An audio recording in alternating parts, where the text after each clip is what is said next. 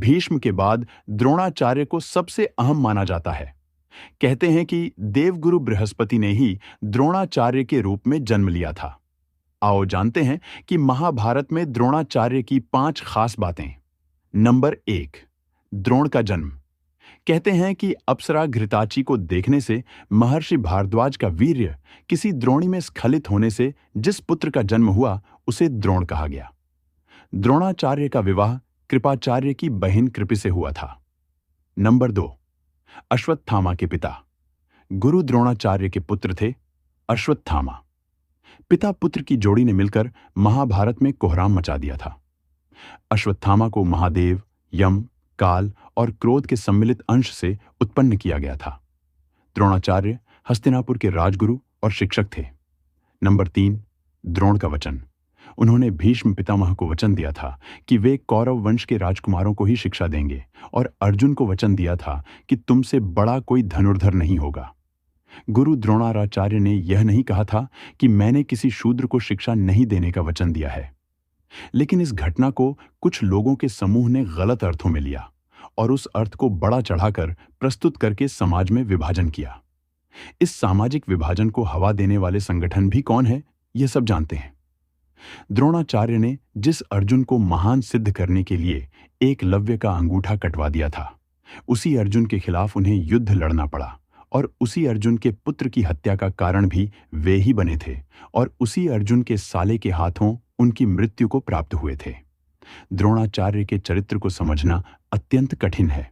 Number 4, Drona का वध।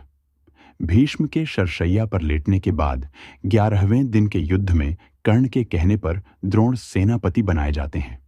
अश्वत्थामा के पिता द्रोण की संहारक शक्ति के बढ़ते जाने से पांडवों के खेमे में दहशत फैल जाती है। पिता पुत्र मिलकर महाभारत युद्ध में पांडवों की हार सुनिश्चित कर देते हैं। पांडवों की हार को देखकर श्री कृष्ण ने युधिष्ठिर से भेद का सहारा लेने को कहा। इस योजना के तहत युद्ध में यह बात फैला दी गई कि अश्वत्थामा मारा गया, लेकिन युधिष्ठिर झूठ बोलने को तैयार नहीं थे। तब अवंतिराज के अश्वत्थामा नामक हाथी का भीम द्वारा वध कर दिया गया। इसके बाद युद्ध में यह बात फैला दी गई कि अश्वत्थामा मारा गया। जब गुरु द्रोणाचार्य ने धर्मराज युधिष्ठिर से अश्वत्थामा की सत्यता जानना चाही तो उन्होंने जवाब दिया, अश्वत्थामा मारा गया परंतु हाथी। श्री कृष्ण ने उसी समय शंखनाद किया, जिसके शोर के चलते गुरु द्रोणाचार्य आखिरी शब्द हाथी नहीं सुन पाए और उन्होंने समझा मेरा पुत्र मारा गया। यह सुनकर उन्होंने शस्त्र त्याग दिए और युद्ध भूमि में आंखें बंद कर शोक में डूब गए। यही मौका था जबकि द्रोणाचार्य को निहत्था जानकर द्रौपदी के भाई धृष्टद्युम्न ने तलवार से उनका सिर काट डाला। नंबर 5, गुरु द्रोण का आश्रम। गुरु द्रोण का आश्रम हस्तिनापुर में था। उन्होंने हजारों शिष्यों को शिक्षा दी। उन शिष्यों में पांडुपुत्र पांडव का नाम विशेष रूप से लिया जाता है। गुरु द्रोण युद्ध से जुड़ी सभी तरह की शिक्षा देने में पारंगत थे। भारत के 16 जनपदों में से एक कुरु जनपद में घुड़सवारी, धनुर्विद्या और अन्य हस्त और दिव्यास्त्रों की शिक्षा का यह प्रमुख आश्रम था। हालांकि यहाँ ज्योतिष, चिकित्सा और वैदिक ज्ञान की शिक्षा भी दी जाती थी। द्वापर युग में कौरवों और पांडवों के गुरु रहे द्रोणाचार्य भी श्रेष्ठ शिक्षकों की श्रेणी में काफी सम्मान से गिने जाते हैं। द्रोणाचार्य अपने युग के श्रेष्ठतम शिक्षक थे। द्रोणाचार्य भारद्वाज मुनि के पुत्र थे। ये संसार के श्रेष्ठ धनुर्धर थे। द्रोण का जन्म उत्तरांचल की राजधानी देहरादून में बताया जाता है, जिसे हम देहराद्रोण, मिट्टी का सकोरा भी कहते थे। द्रोणाचार्य का विवाह कृपाचार्य की बहन कृपि से हुआ, जिनसे उन्हें अश्वत्थामा नामक पुत्र मिला।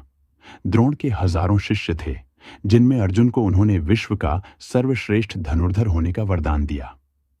इस वरदान की रक्षा करने के लिए ही द्रोण ने जब देखा कि अर्जुन से भी श्रेष्ठ एकलव्य श्रेष्ठ धनुर्धर है, तो उन्होंने एकलव्य से उसका अंगूठा मांग लिया। महाभारत युद्ध में द्रोण कौरवों की ओर से लड़े थे। द्रोणाचार्य और उनके पुत्र अश्वत्थामा जब पांडवों की सेना पर भारी पड़ने लगे, तब एक छल से धृष्टद्युम्न ने उनका सिर काट दिया। द्रोण एक महान गुरु थे। इतिहास में उनका नाम अजर अमर रहेगा। इसके अलावा अगस्त्य, कश्यप, अष्टावक्र, याज्ञवल्क्य, कात्यायन और ऐत्रेय के भी गुरुकुल थे।